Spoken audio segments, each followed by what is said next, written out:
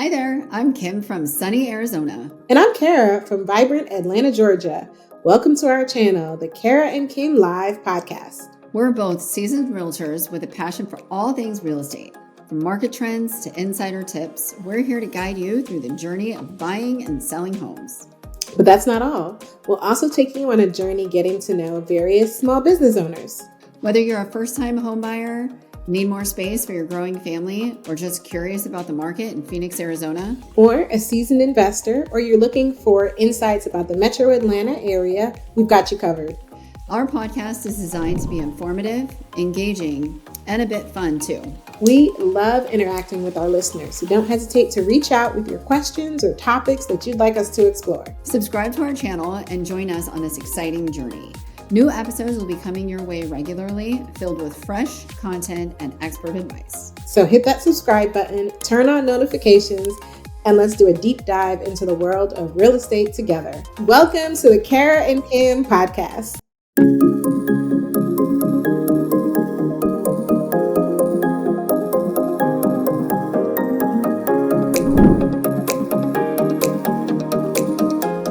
Hi, Kara. How are you today? I am doing amazing, Kim. Thank you so much for asking. How are you doing? I'm doing great. Thanks. I am very excited for us to delve into this topic.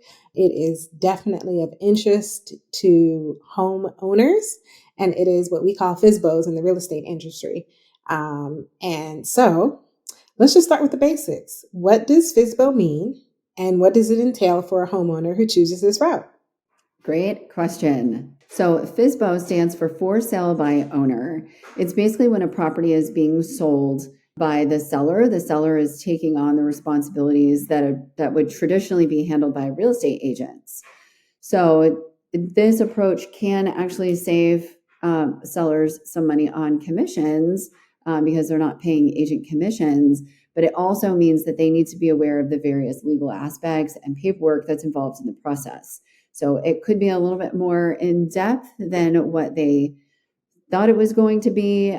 They may save some money on agent commissions, but might lose some money in other ways. We can talk about that a little bit more, but that's what for sale by owner is, when a seller wants to sell their house on their own without using real estate agents. Awesome. Can we discuss a little bit of the advantages and disadvantages of selling a home this FSBO style? So as a person in the real estate industry, I'm going to be honest. There are definitely some advantages and disadvantages, and I think it's important for you to determine what works best in your situation. So if you decide as a homeowner to sell your home without the assistance of a real estate professional, you may save money, so there can be some cost savings. You will have some more control over the process if you understand what needs to happen, what should happen, what could happen. Your personal involvement is usually increased, right? So you have more work to do. So sometimes when you're more involved, you have a little bit more control over the transaction, not always. And then there's some flexibility. So you can always change your mind without having to involve anyone else.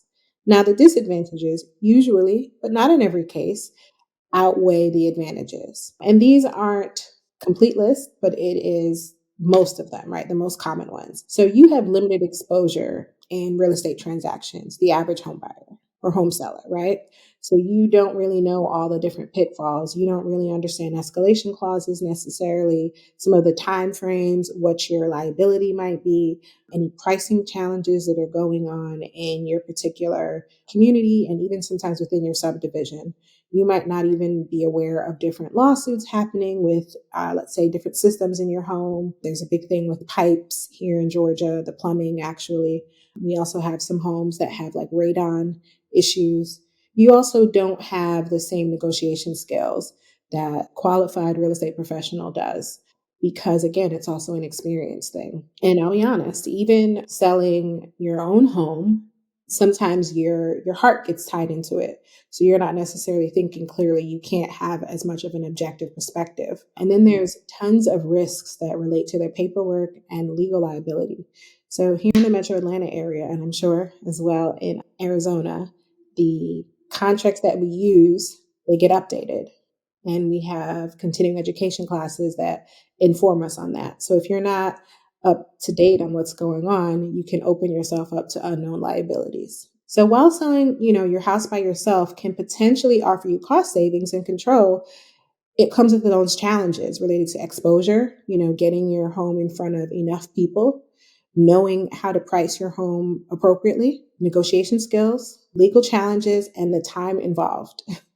It does take quite a bit of time, especially if you don't have the systems set in place to get your home in front of enough people, market it appropriately so that you have the greatest net proceeds.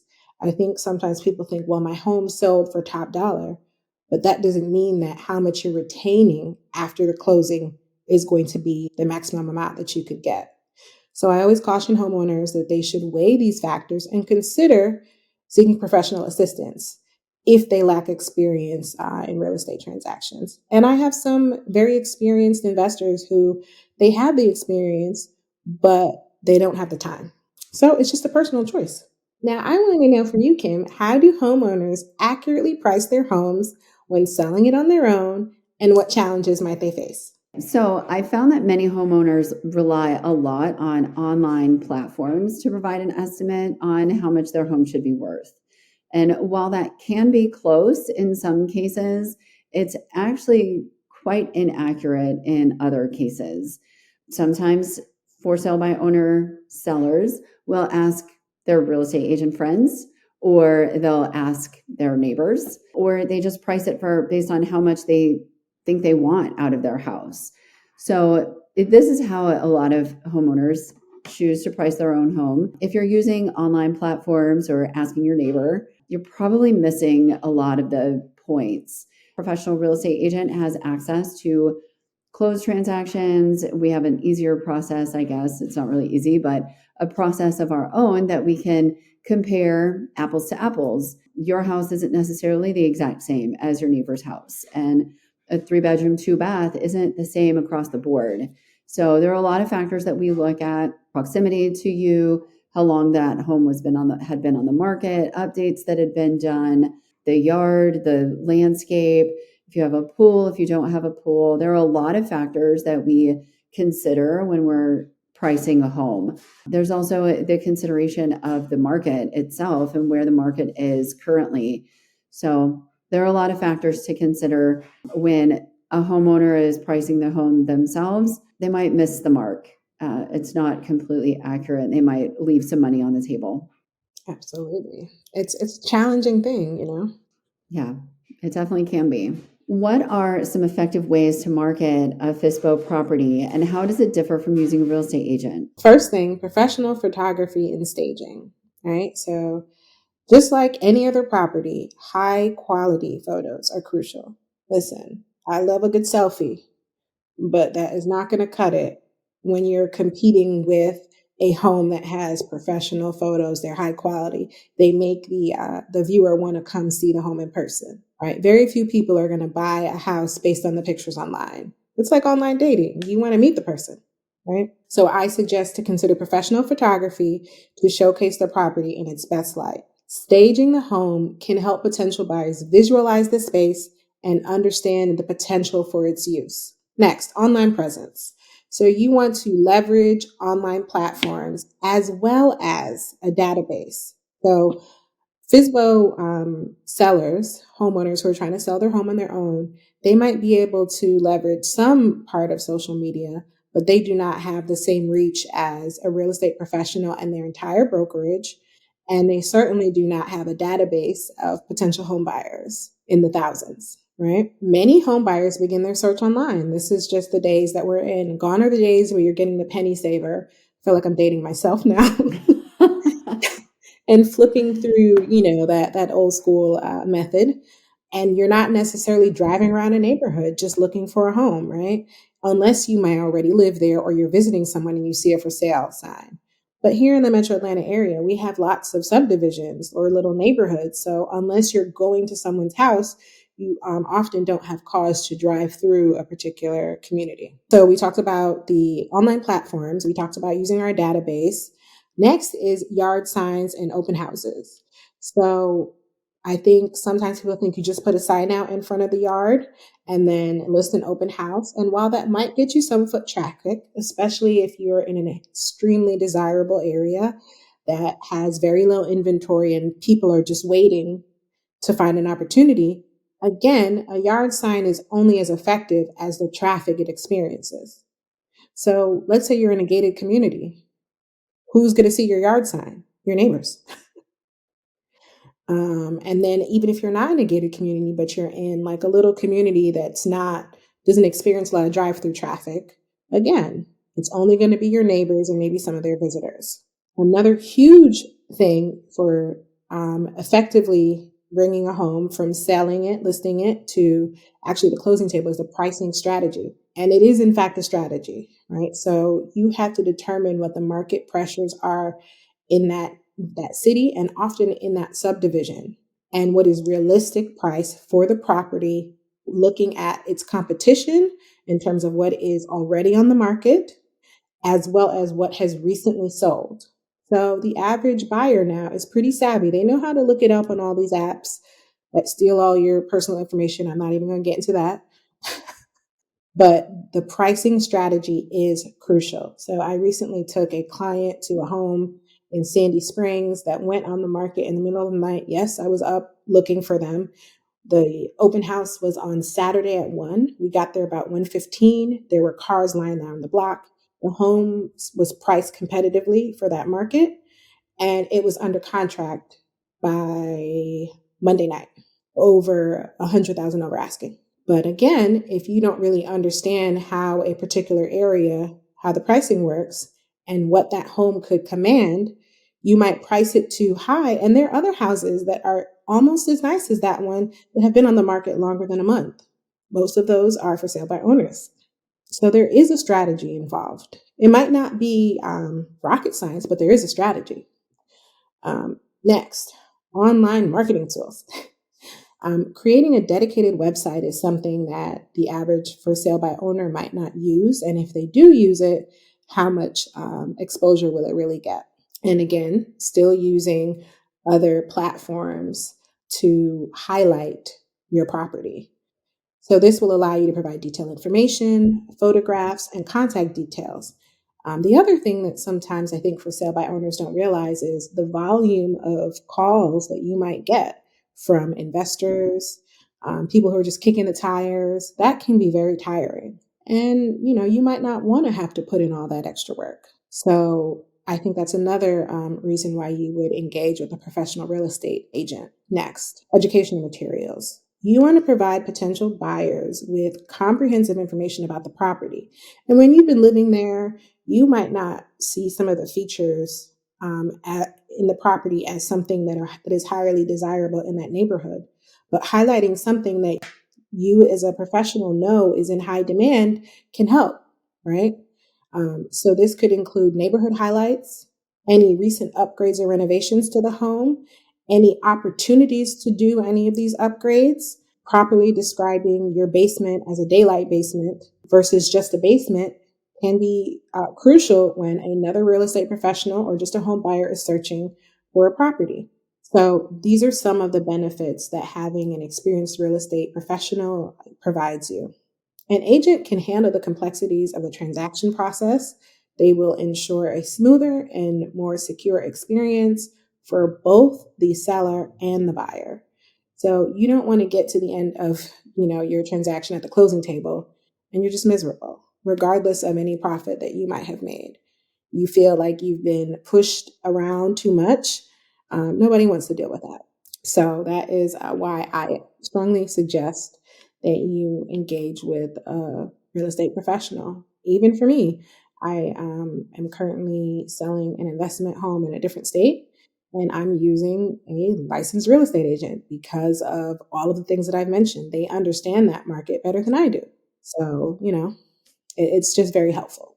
And I don't think a lot of people realize how many steps are involved in a real estate transaction in general, especially if you've used a real estate agent in the past, or it just looks so easy. You put in an offer, you buy a house, you sign the documents, and you're done. It's not that easy. There are a lot of steps in between. And with a real estate agent, they take care of a lot of those steps for you. So you don't even have to know half the steps that are taking place. Absolutely. For example, I had a HVAC issue after we listed the property. My realtor was able to find someone, get me more than one person, get me a couple quotes, let them in. Like, she did an amazing job. And I just got to say yes or no. Yeah. Definitely invaluable. So, what legal aspects and paperwork are involved in a FSBO sale that sellers need to be aware of? This can really get sticky. This is a part of a transaction that can be a little scary if you don't know what you're doing.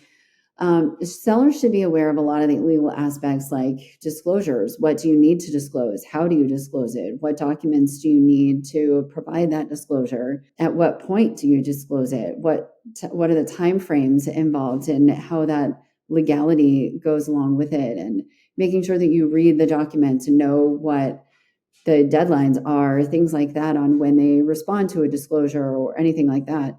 The sales contract itself, we have, as real estate professionals, we have a database of forms that we know inside and out. As a FSBO seller, you have to go online, you find the documents, there could be fine print in there that you didn't notice, but now you're under a legal binding contract. So knowing the ins and outs of all the documents that you're providing, it's crucial. Earnest money agreements, when you make an offer on a house or somebody makes an offer on your house, they provide earnest money to you. How is that? Where does it get sent to? Who holds on to it? When does it get released to the seller or back to the buyer?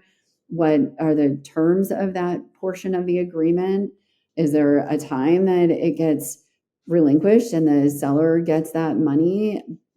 How does all of that work? You have to know the ins and outs of all of that as well. What's the purpose of the earnest money requirement agreement? Clear title documents. You want to make sure that you're giving them a clear title. You don't want to have any obstacles in the way with that as far as that goes. Property surveys, home inspection reports. How detailed are the home inspection reports? How detailed do they need to be? What's your response to when the buyer has issues with the home inspection? So many issues that come up with that you need to be aware of the ins and outs of. And then closing statements. Are you sure that all the money is being processed where it needs to be? Are you sure that all the escrow money is sitting where it needs to be, that everything's being paid for, that you're not overpaying certain aspects that could have been or had been negotiated along the way? Are you reading through all of those detailed statements, making sure that you're on board? So ultimately, at the end of all of that, consulting with a local real estate attorney can ensure that you're in compliance with specific regulations and to help navigate that potential challenges that come up in a transaction. But again, you can avoid a lot of those if you have a real estate professional helping you along the way, because we already know the ins and outs of these things. These are things that we deal with day in and day out. So we don't have to go through and read every document. We know it. So if you're doing it on your own, you have to make sure that you're protecting yourself, and an attorney can definitely help you with that. There's another expense that you're not necessarily saving on. So keeping that in mind as well. Absolutely. I think as a inexperienced home buyer or home seller, especially, do you want to walk through a minefield with a blindfold on? Or do you want to walk through a minefield with your blindfold off and a guide? Yeah, absolutely. Yeah, makes a big difference. All right. I have another question for you back to back. Okay, perfect. How should a FSBO seller handle interactions with a buyer's agent? So I think the biggest step when dealing with a buyer's agent as a for sale by owner, homeowner, seller is communication. There are a lot of factors that need to be discussed at the very beginning of a transaction. So I think communication, being responsive, being professional. Real estate agents have a lot of expertise and knowledge, especially in an area. If they're bringing their buyers in there, they're probably somewhat familiar already.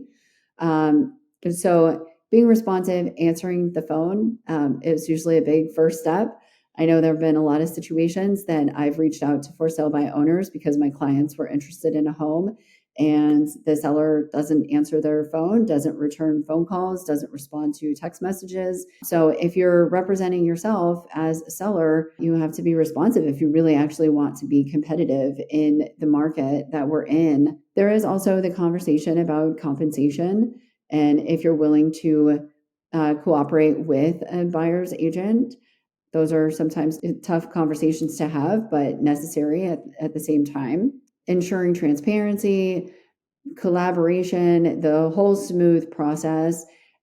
I would say, honestly, communication, keeping the lines open both ways is going to be crucial to keeping that dynamic and that relationship with the buyer's agent and the buyer ultimately. To you this time, Kara, what are some common pitfalls or mistakes people make when selling their home themselves? Okay, so as a real estate professional, I often see homeowners face challenges when they're trying to sell their homes independently. So some of them are pricing errors, right? So without access to current market data and professional experience, homeowners might misjudge the appropriate listing price, leading to overpricing and, God forbid, underpricing the property.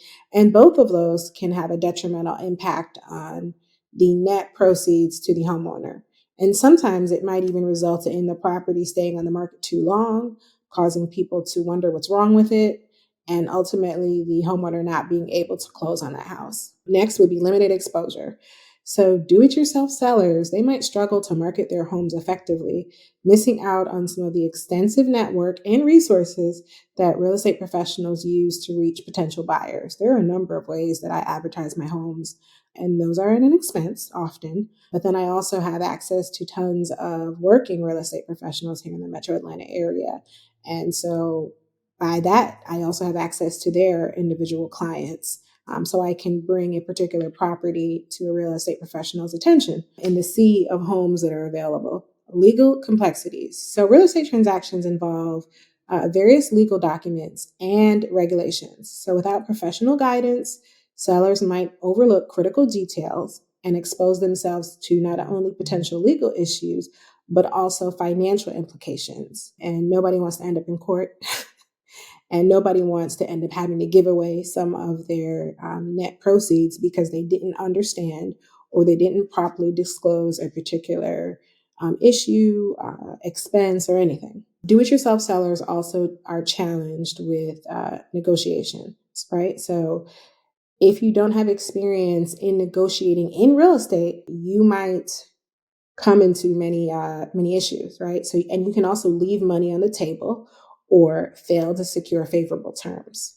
So, because of our experience, we always have a workaround or something else to get you to your ultimate goal, right? Next, and this is something I'm guilty of, sometimes you have an emotional attachment to a home.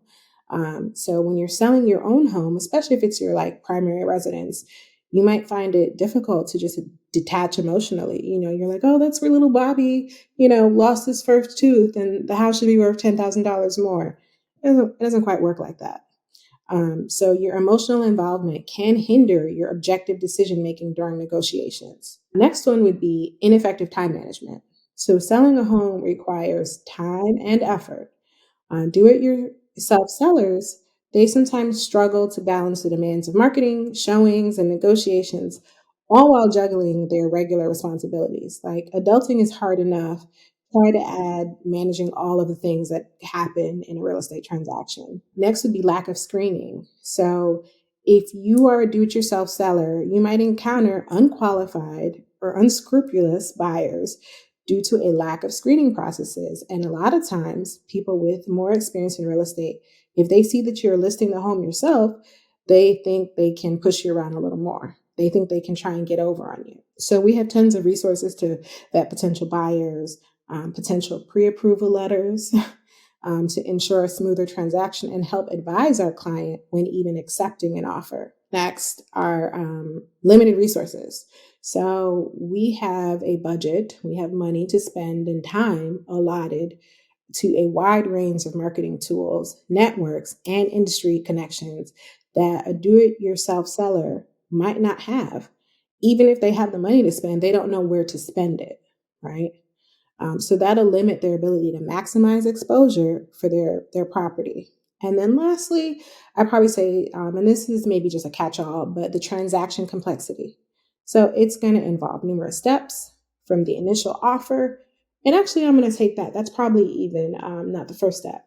numerous steps from pre-listing and determining what, if anything, needs to be done in the home to the closing table. And then sometimes even after, if the taxes weren't appropriately calculated or there's some modifications that need to be made to the closing documents. So without professional guidance, do-it-yourself sellers, they're going to find the process overwhelming and challenging to navigate it successfully. Yeah, definitely.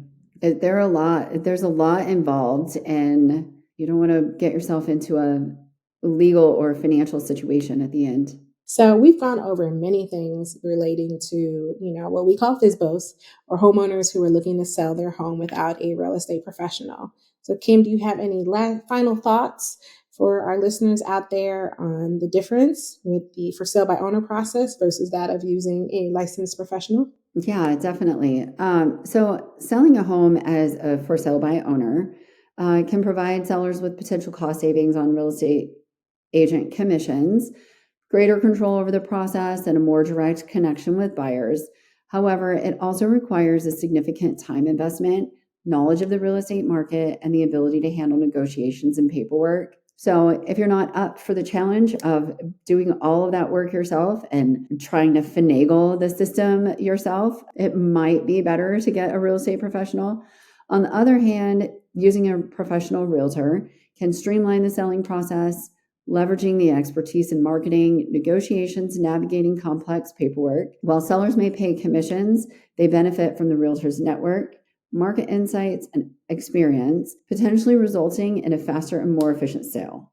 So ultimately, the decision between for sale by owner and hiring a realtor depends on the seller's comfort level, time commitment, and confidence in managing the intricacies of a real estate transaction. So at the end of the day, it's obviously your choice. How much do you want to put into it? And how much do you want to rely on a professional who's already doing it every day?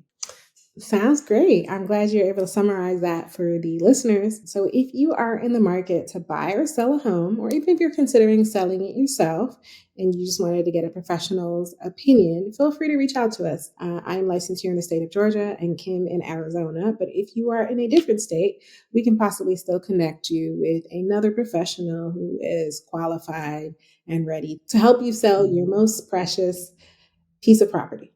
Absolutely. Thanks, guys. We'll see you next time. All right, bye.